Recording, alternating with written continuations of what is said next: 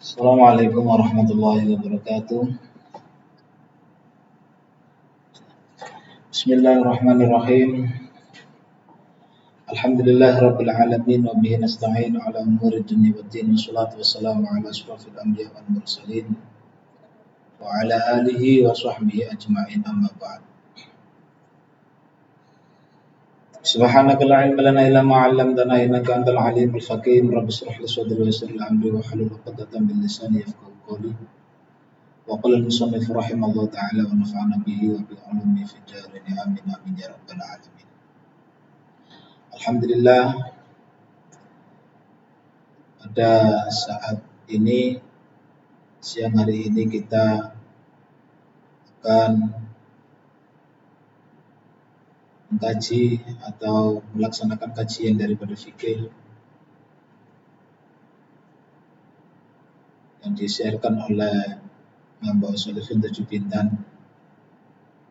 Mudah-mudahan kajian kita pada kali hari ini bisa mendapatkan kemanfaatan dari Allah Subhanahu wa taala.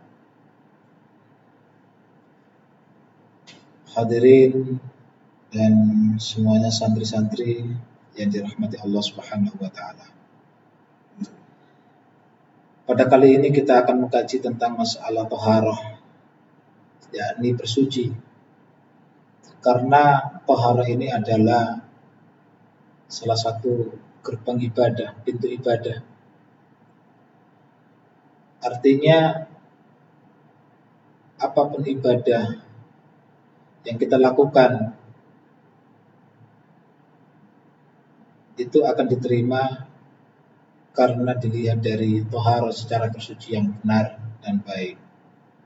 Baik itu bersuci daripada hadas kecil atau hadas besar. Maka pada saat ini akan kita mulai tentang kajian kitab thaharah yang membahas tentang beberapa air yang bisa dibuat untuk bersuci, baik hadas kecil, hadas besar, atau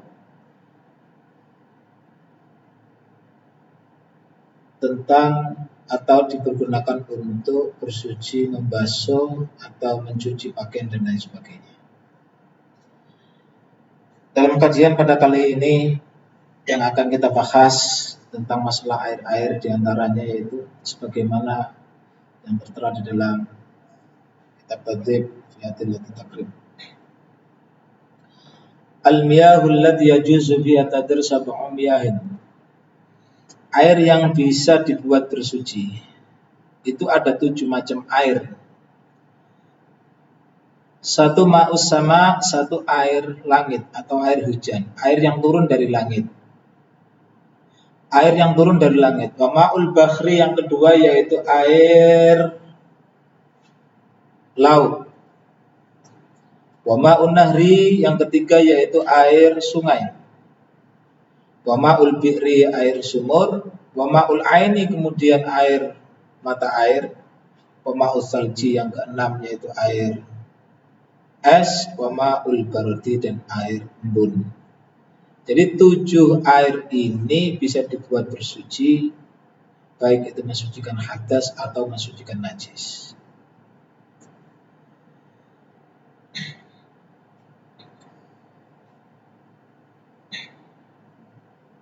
Wa ayatun minha wal aslu fi jawazi tadhhir biha bihadhil miyah. Adapun dalil-dalil yang menerangkan diperbolehkannya bersuci dengan air-air tersebut, 7 air tersebut.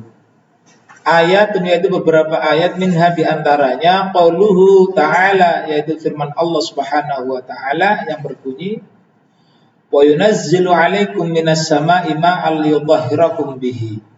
Surat Al-Anfal.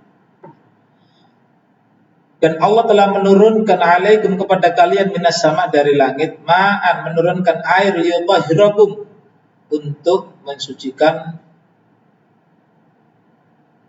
bihi, dengan air tersebut. Wa hadis, dan diantara hadis, jadi ini adalah dalil tentang air hujan.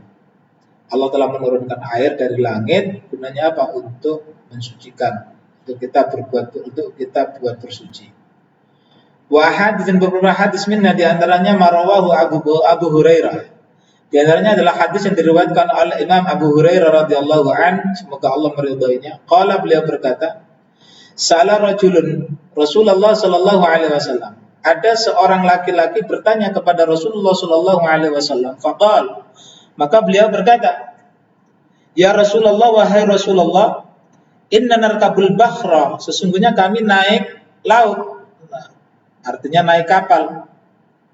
Wa nahmilu ma'anal qalil minal ma', dan kami membawa perbekalan, di antara kami membawa perbekalan air yang sedikit daripada air. Fa in tawadda'na bihi atasna, apabila kami menggunakan berwudu air tersebut, maka kami kehausan.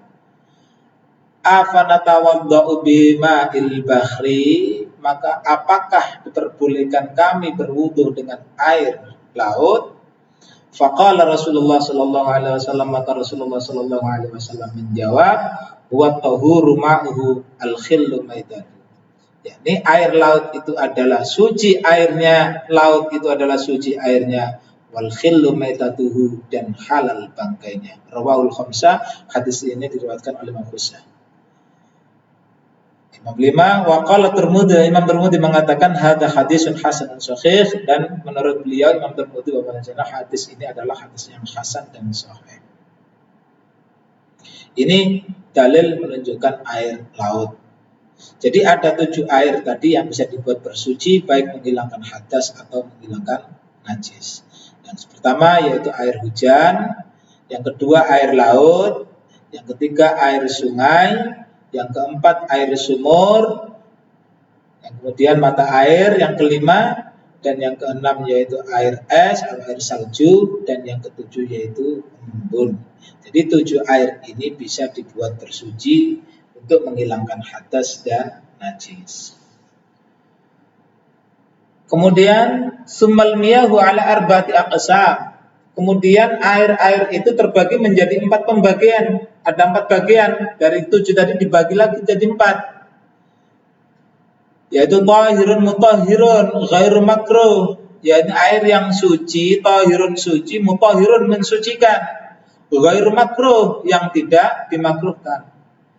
Jadi air yang suci mensucikan yang tidak makruh. Apa itu? Wa huwa al-ma'ul mutlaqu, yaitu air mutlak. Air mutlak itu adalah air yang suci mensucikan yang tidak makruh. Jadi ya air mutlak itu ya kemutlakan air, dimasukkan apa saja tempat maka menjadi air tersebut mengikuti tempatnya. Air putih umpama dimasukkan gelas jadi bisa dinamakan air gelas. Air dimasukkan galon jadi air galon. Dimasukkan kolam bisa dikatakan air kolam, itu namanya air mutlak. Jadi air yang semacam ini bisa dibuat suci, mensucikan dan tidak makruh. Itu yang pertama. Wal aslu fi tahuriyatil ma'il mutlaq. Dalil yang menerangkan tentang kesuciannya air mutlak, yaitu ma rawahul Bukhari, hadis yang diriwayatkan oleh Imam Bukhari radhiyallahu anhu. Wa ghairu, dan lainnya, an Abi Hurairah radhiyallahu anhu, dari Abu Hurairah radhiyallahu anhu, semoga Allah meridhoinya, qala, beliau berkata, qama a'rabi fabala fil masjid. Ada seorang laki-laki A'rabi, ada orang A'rabi, orang Arab Badui ini. Jadi dalam riwayat itu Nabi dalam halaqah, dalam majelis ilmu, ya, dalam majelis ilmu, di tengah-tengah majelis ilmu datanglah seorang A'rabi, orang Arab Badui dari pedalaman, orang Arab pedalaman. Ya. Kemudian datang ke dalam masjid itu, fabala fil masjid. Kemudian beliau kencing di dalam masjid. Jadi orang Arab ini nggak mengikuti kajian Nabi, akan tetapi beliau kencing di dalam masjid. Dia kencing di dalam masjid. Kencing di dalam masjid. Faqama ilaihi nasu liyaqau bihi. Kemudian sahabat-sahabat manusia itu berdiri untuk mendatanginya. Faqala Nabi sallallahu alaihi wasallam. Bahkan di dalam riwayat yang lain, bahkan Umar itu sampai beliau ingin menghunus pedang untuk melarai orang yang itu supaya tidak kencing di dalam masjid tersebut. Tapi dicegah sama Nabi sallallahu alaihi wasallam. Dicegah sama Nabi sallallahu alaihi wasallam. da'uhu, tinggalkanlah dia. Ya. Tinggalkanlah dia. Wa hariqu ala baulihi, dan siramlah air, apa itu? Siramlah ke air kencingnya itu sijlan minal ma, satu timba dari air. Aidanuban, ya, satu timba minal ma'in dari air. Fa inna ma bu'ithum muyassirin, sesungguhnya kalian diutus muyassirin untuk mempermudah, walam tub'atsu, dan tidak diutus kalian mu'assirin untuk mempersulit. Ini hadis ya menerangkan bahwasanya air mutlak itu bisa secara kemutlakannya air tersebut bisa mensucikan, bisa suci dan mensucikan. Ya. Ini hadisnya. Yang kedua, pembagian yang kedua, tahirun mutahhirun makruh. Tahir air itu suci, mutahhirun mensucikan, makruhun tapi dimakruhkan. Wa huwa al-ma'ul musyammas, yaitu air yang terjemur dengan matahari, air yang dijemur dengan matahari. Ini air musyammas namanya. Air musyammas, air yang dijemur dengan matahari itu, yaitu air ini sifatnya adalah suci, airnya suci, mensucikan, tapi makruh digunakan untuk bersuci. Makruh digunakan untuk berwudu. Ya. Kalau selagi masih hangat atau panas. Air musakhan fi ina'in fi ma'dan. Bi kharri syamsi, dengan panasnya matahari, itu dijemur dengan panasnya matahari. Wa qara'atuhu maqila min annahu yushabbihu maradul baros, karena air yang terjemur tadi bisa dikatakan, ada yang mengatakan, bisa dikatakan karena itu menjadi sebab penyakit baros. Baros itu belang, ya, putih-putih kulit gitu. Wala yakunu makruhan illa idza ista'mala fil badan wa kana fi qadri harri hijaz. Jadi yang kedua yaitu pembagiannya air yang suci, mensucikan, dan makruh. Air tersebut namanya air musammas, air yang terjemur dengan matahari. Dan yang ketiga watahirun, air yang suci, airnya itu suci, ghairu mutahhirin, tapi air yang suci tersebut tidak bisa untuk mensucikan, tidak bisa dibuat bersuci untuk wudu, tidak bisa dipergunakan untuk mandi besar, tidak digunakan untuk bisa mencuci najis dan lain sebagainya. Apa itu? Wa huwa al-ma'ul musta'mal, yakni yang pertama yaitu air musta'mal. Air musta'mal, air yang telah dipakai untuk bersuci. Ini air musta'mal, dipakai dalam bersuci. Air satu timba, atau ketika berwudu dengan keran, al-wudu, yakni air yang menjadi sisa wudu, air menjadi sisa wudu. Ini termasuk air musta'mal. Contoh mama kita wudu dengan keran air, kita pancurkan air tersebut, kemudian di bawahnya itu kita kasih timba, ya, sehingga bekas wudu itu masuk ke dalam timba. Maka air yang ditimba ini namanya air musta'mal, air yang telah dipakai untuk bersuci. Nah, ini air musta'mal.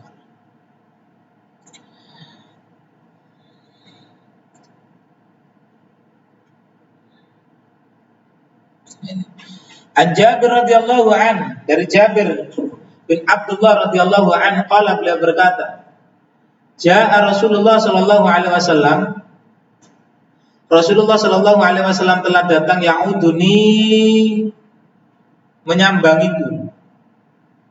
Jadi ketika Jabir ini sakit, Rasulullah datang menjenguknya. Wa ana maridun, dan aku dalam keadaan, dan aku orang yang sakit. Yani Jabir ini dalam keadaan sakit, Rasulullah datang. La aqil, sehingga saya tidak bisa berpikir, tidak berpikir. Fatawaddoa, maka kemudian Rasulullah berwudu. Wasabba alayya min wudu'ihi, dan kemudian beliau mengusapkan kepadaku min wudu'ihi, dari sisa air wudunya. Jadi ini dalil menerangkan tentang sucinya air musta'mal, tapi tidak bisa dipakai untuk bersuci. Ini air yang suci dan tidak mensucikan, artinya tidak bisa dipakai untuk bersuci. Jadi sudah maklum ya hadis ini, bahkan riwayat-riwayat yang lain banyak sahabat-sahabat Rasulullah SAW yang berebut ya, dari air sisa wudhu beliau. Ketika Rasulullah berwudhu, para sahabat itu selalu berebut air sisa wudhunya Nabi SAW. Nah inilah yang menjadikan dalil bahwasanya air mustaqbal itu tetap suci, tapi tidak bisa mensucikan. Yang kedua, air yang suci yang tidak bisa mensucikan yaitu al-mutaghayyir bima khalaqahu min at-tahirat. Air yang berubah. Air yang berubah. Ya berubah ini bisa berubah warnanya, ya, bisa berubah rasanya, bisa berubah sifatnya, atau berubah baunya, berubah dengan sebab menyampurkan sesuatu dari perkara yang suci. Ada penyampuran dari perkara suci, maka air tersebut itu tetap suci, dihukumi suci dan tidak bisa mensucikan. Ini yang kedua.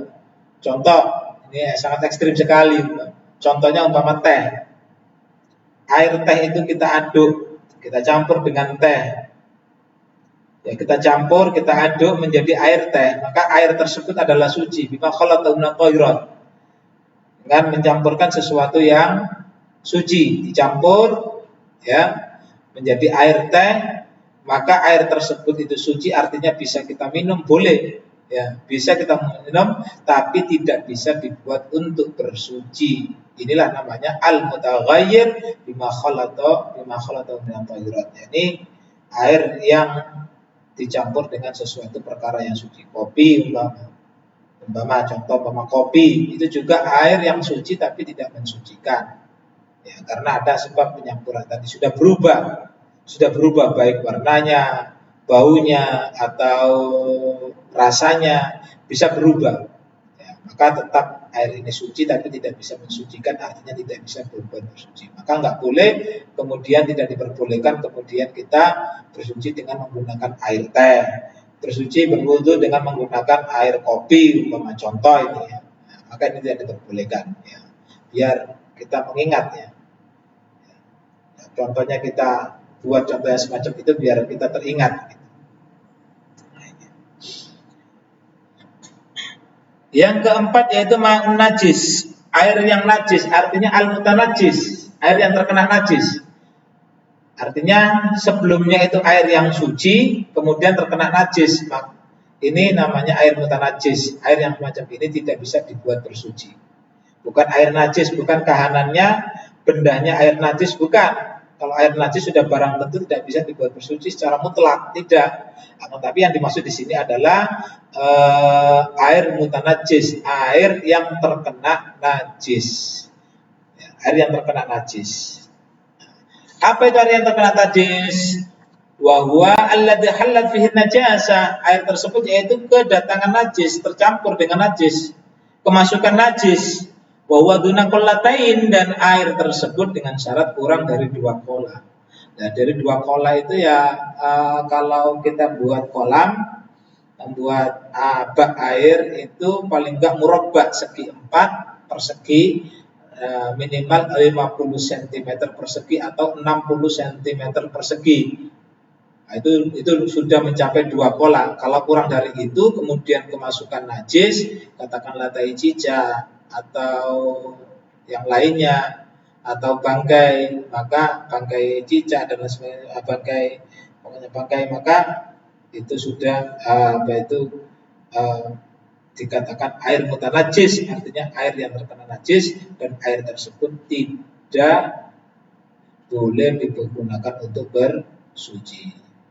Aukana kullatain, atau air tersebut adalah banyak, lebih dari 2 kola. Tapi karena banyaknya najis yang tercampur tadi, yang masuk dalam air yang 2 kola tersebut, fataghayyara, kemudian berubah. Kemudian berubah air tersebut. Berubah rasanya, baunya berubah karena sebab banyaknya najis yang atau tai cicak masuk banyak di situ, kemudian bisa berubah.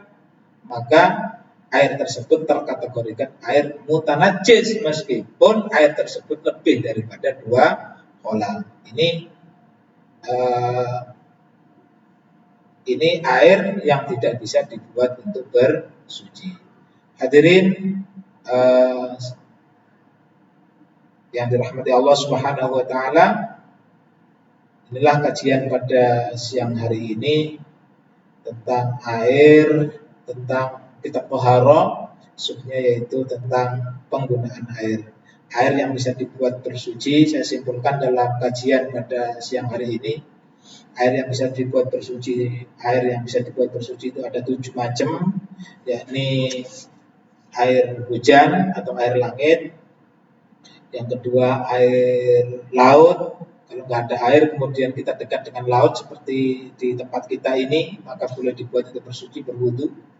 Kemudian nahri, air sungai, kolam, dan ma'ul bi'ri, sumur, kita menggali sumur, ya. Ma'ul aini, air sumber, ya, sumber mata air, wa ma'ul salji, yang keenam yaitu air salju atau es, wa ma'ul barodi, dan air embun. Itu 7 air yang bisa dipergunakan untuk bersuci. Kemudian dalam pembagiannya ada 4 macam, ya, air tersebut. Yang pertama yaitu air yang suci dan mensucikan, air makruh. Yang tidak makruh, air yang suci mensucikan bisa bersuci, dan tidak makruh yaitu air mutlak. Air mutlak, ya, air mutlak, ya, air putih, ya, air semuanya itu bisa. Air hujan itu juga air mutlak, air sumur, air apa saja, air sungai, ya, mata air itu juga dinamakan air mutlak. Karena air itu kalau ditempatkan di suatu tempat akan mengikuti tempatnya. Ditempatkan di gelas maka jadi air, bisa dikatakan air gelas, air galon, air kendi, dan lain sebagainya.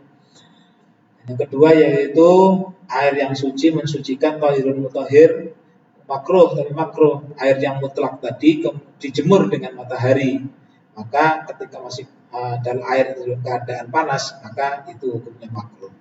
Yang ketiga yaitu air yang suci, tapi air tersebut tidak bisa dibuat untuk bersuci, berwudu, atau dan yang lainnya tidak bisa digunakan untuk bersuci. Yaitu yang pertama yaitu air mustakmal, air yang sudah dipakai untuk bersuci. Contoh umpama kita mencuci baju kita rendam dalam timba, kemudian kita ini namanya air mustakmal. Maka air mustakmal tersebut, air yang sisa di dalam timba tersebut, tidak bisa digunakan untuk bersuci lagi, untuk berwudu. Begitu juga seperti contoh yang telah saya contohkan tadi, kita berwudu dengan air kran, kemudian di bawahnya kita sediakan timba. Air yang masuk di dalam timba ini, sisa dari wudu kita ini dinamakan air mustakmal. Maka hukumnya air ini suci, boleh diminum, boleh, akan tetapi tidak bisa dibuat untuk bersuci. Wal mutaghayyir, yang kedua yaitu air yang berubah, karena sebab ada penyampuran perkara-perkara yang suci. Jadi dicampur dengan perkara suci, seperti contoh teh tadi, ya, dicampur, diaduk, kemudian air itu berubah, ya, sudah berubah, maka air tersebut adalah air yang suci tapi tidak mensucikan. Boleh kita minum tapi nggak boleh kita buat bersuci. Istinja nggak boleh kita buat untuk air teh, kita buat air istinja, berwudu atau mandi besar tidak diperbolehkan, ya, karena hukumnya air tersebut tetap suci tapi tidak bisa untuk dipergunakan bersuci. Yang keempat dari pembagian air tersebut adalah air najis. Apa air najis itu? Yaitu air yang kemasukan najis, yakni air mutanajis, air yang terkena najis. Nah, air ini kurang dari 2 kolam. Maka kalau air itu kurang dari 2 kolam, meskipun tidak berubah, maka tetap air tersebut dihukumi air mutanajis, sehingga tidak bisa dipergunakan untuk bersuci. Atau air tersebut lebih dari 2 kolam. Kalau kita punya kolam, punya bak mandi, bak mandi itu ukurannya segi empatnya itu 50 cm persegi atau 60 cm persegi, itu sudah mencapai 2 kolam atau lebih dari itu, ya, kemudian kemasukan najis. Tapi karena banyaknya najis yang masuk tersebut sehingga air itu menjadi berubah, maka tetap dinamakan air mutanajis, yang mana air tersebut tidak bisa dipergunakan untuk bersuci. Inilah kajian pada siang hari ini. Mudah-mudahan diberi hidayah oleh Allah Subhanahu wa taala, dijadikan bermanfaat bagi kita semuanya. Dan mari kita sama-sama tutup dengan doa kifaratul majelis. Subhanakallah bihamdika asyhadu an la ilaha illa anta astaghfiruka wa atubu ilaik. Akhiran, assalamualaikum warahmatullahi wabarakatuh.